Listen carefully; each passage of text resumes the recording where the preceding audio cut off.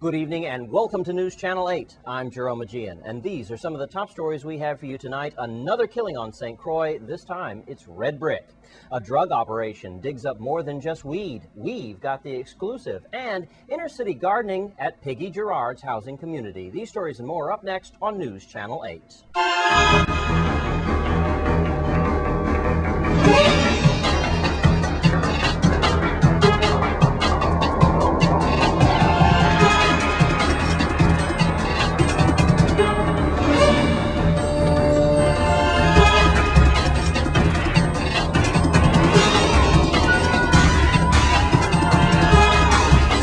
In our top story tonight, a 38-year-old man was shot and killed last night in the red brick housing community. News Channel 8's Wes Small has the story. Okay, thanks a lot, Jerome. We're in D. Hamilton Jackson Terrace, better known as Red Brick.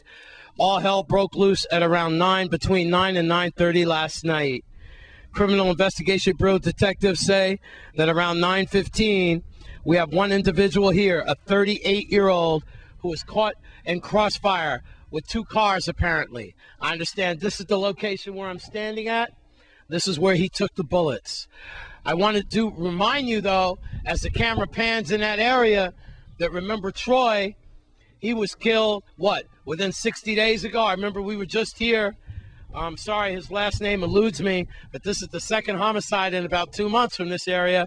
Residents reporting to me that it was like building shaking. 9, 10, 11 shots, maybe a dozen shots, residents hitting the floor. VIPD spokesperson Melody Rames fills you in with the official details. Criminal Investigation Bureau detectives are investigating a fatal shooting that occurred at about 9:15 p.m. on Monday, July 18th in the D. Hamilton Jackson Terrace housing community in Christiansted on St. Croix. The male victim was shot at least once in his upper body and taken by private vehicle to the Governor Juan F. Louis Hospital and Medical Center, where he later died. Police are withholding the name of the victim, pending notification of next of kin. Police said the victim is 38 years old, but they have not released information on where he lived. 911 emergency communication dispatchers received several calls of shots fired from persons in the area. Police were on the scene within minutes to conduct an investigation. Several minutes later, police were notified that a gunshot victim was being treated at the hospital. In the housing community, forensic technicians collected several spent shell casings. Several vehicles were also damaged by gunfire. Police are searching for suspects. Police are urging the public to tell detectives what they know about the violence that is being committed in this community. If you know something, please call detectives at 712-6075, 712-6037, 712-6077, or you can call Crime Stoppers USVI at 1-800-222-TIPS. Police Commissioner Novell E. Francis Jr. reminds the community that a $10,000 reward is offered for information leading to the arrest of any murder suspect. Here's what we understand. It's being reported in the newspaper and from some individuals that this man could be a hero. 38 years old. And we understand he placed himself in crossfire between two vehicles, possibly shielding a woman and a child. We do know that he succumbed to his injuries, dying of internal bleeding sometime later at Juan Louis Hospital. That marks the 19th death on St. Croix, 27 territory-wide. If you know anything about this senseless killing, you should call 712-6075, 712-6037, 1-800-222-TIPS, 911. We also remind you that there's a $10,000 reward for information leading to the arrest of any murder suspect. Right now, that's all we know. 38-year-old man, dead, caught in gunshot fire here in Red Brick. I'm Wes Small for News Channel 8. Thanks, Wes. And in other news tonight, that local and federal joint operation is still ongoing in our area. News Channel 8's Wes Small brings us an exclusive look at what's happening earlier today on the eastern portion of St. Croix.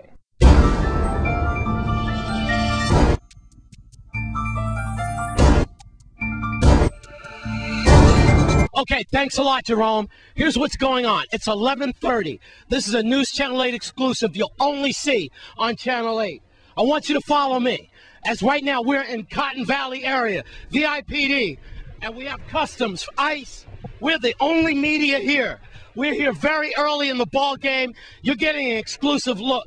This situation is very serious and involves immigration, customs, DEA, and various personnel in the air and on the ground. Now you see there how these farms are definitely hidden. These officers now are inside of that area. I'd like the camera to pan down and so some of my peers in the media business could see what this reporter goes through. And go ahead, cameraman, show your own shoes and your own pants, okay? This is how we roll at News Channel 8. I'm very proud of my staff for making us #1. That's why we have no competition at 7 o'clock. All right, let me keep you updated what's going on. As of 8 o'clock yesterday morning with a helicopter in the air, VIPD Special Ops, along with DEA, Marshals, Customs, and Border Patrol, conducting a live training session. Now, we all know what happened yesterday with thousands of plants. There's no marijuana back there, but there is a vehicle. Could that vehicle be from a homicide or robbery or rape or any other major crime case? Apparently, it's a very good chance that it could be. All right, folks, as I promised, look at this. All right, you're seeing it happening. That is like a new vehicle. This has to be involved in something, a stolen car or something. It's not a junked, rusted up vehicle. Look at this. I'm trying to see some plates. I bet you the plates have been taken off of it, maybe. Look at this. You're watching it as it happens, folks.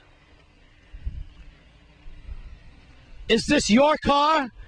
Was this car stolen? Was this car used in a crime? No license plates, right? No license plates on the front of the car or the back of the car. What we have here is a newer model, right? A Toyota. Look at this, kind of silver in color. Whose car is this? What type of crime could this car have been used in? Was it stolen? Again, this is all happening now. You'll only see this again on Channel 8. Right now, we are in the Sinead Bay area. A task, actually, it started in Cotton Valley. Now, look, we've gotten this out of the Sinead Bay marshes. As the cameraman pans, look, that is that trail, that soft, marshy trail that the vehicle came out of. We thought they were going in there for marijuana plants, but look what they ended up getting. A vehicle. They had to get that vehicle out of here, and now we understand it's going to forensics. They're going to take prints, possibly DNA, and let's find out if this vehicle has been used in something else. All right, we now understand, and this is unofficial, that this vehicle could have been stolen on May 30th from Cane Bay. In case you're just joining us, what's set to be a live training session yesterday now turned into a two-part deal with thousands of marijuana plants being uprooted from east to west. From Cotton Valley, with the lone patrolman standing watch in his fatigues and his machete. And yes, I feel like a war-torn correspondent, dripping in sweat. It was all well worth it because we give it to you so we could keep you safe. I'm Wes Small for News Channel 8. Thanks, Wes, for that extraordinary footage tonight. And we do have an update for you. Wes Small did catch up with Police Chief Howell earlier today to give us an update on what's happening in that joint and federal operation. Police Chief Howell, I know you're right in the middle of this big operation. I'm not going to get all into the to whatever, but I'd like to focus on the car that came out there out east. And, you know, you hit Tipperary out east yesterday. You focused on out east today at Cotton Valley and Sinead Bay. That car, is it possible that it could have been used in a prior robbery?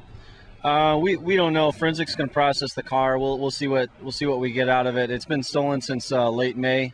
So, and it hasn't been stripped or anything. So normally when we see a car like that, usually it's been stolen to commit some other crime. So, and no license plates was on that car. So that's very interesting. No plates, buried in the bush. We wouldn't have spotted it without the helicopter. So all right, it's a good hit. Anything that people should know as a helicopter is over their areas, or anything, any rumors and melee you want to dispel out there right now? Well, you know, people are always going to talk. You know, some people like this operation, other people really dislike it. It serves its function. It's a good operation. You know, it's a good opportunity to support the guys in patrol. If anything were to happen in progress, like we had something today, we can act really quickly and get on top of it. So, you know, it's a good operation, and people are going to say what they want. I won't try to, you know, won't try to dispel. You guys are doing a great job. Please be safe out there, your men and women in blue. And we don't want to screw up your operation. We know you're on the way. So thank you for this information for the public. Police Chief Hal. All right, take care. Thank you. Be careful. Well, there you have it. I got to tell you that these guys are really moving fast. You're going to see U.S. and Customs and Border Protection right now following Police Chief Hal. You've got other entities and law enforcement as well. They just took a little break here at the Chicken Shack. As you turn around, and you can see some of the officers there. But trust me, they are going back out on the road and to secure the neighborhood. Here's what's going on in case you're just joining us. There's live field operations going on this week. A lot of marijuana being uprooted. Also, stolen vehicles in the bush and so forth. Who knows what we're going to find? At Villa Lorraine near the Chicken Shack. I'm Wes Small for News Channel 8. Thanks, Wes. And of course, we do want to thank Police Chief Howell for his statements today. And when we come back from this break, more on that joint operation that's happening here on St. Croix.